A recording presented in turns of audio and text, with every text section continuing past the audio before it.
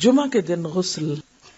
حضرت ابن عمر رضی اللہ تعالی عنہ سے روایت ہے کہ رسول اللہ صلی اللہ علیہ وسلم نے فرمایا اذا جاء احدکم الجمعۃ فلیغتسل، جب تم میں سے کوئی شخص نماز جمعہ کے لیے آئے تو اسے غسل کرنا چاہیے.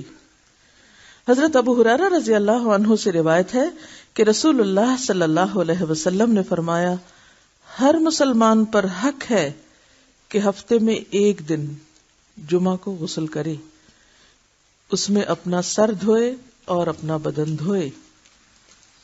حضرت ابو سعید خدری رضی اللہ عنہ کہتے ہیں کہ رسول اللہ صلی اللہ علیہ وسلم نے فرمایا جمعہ کے دن ہر بالغ مسلمان پر نہانا واجب ہے.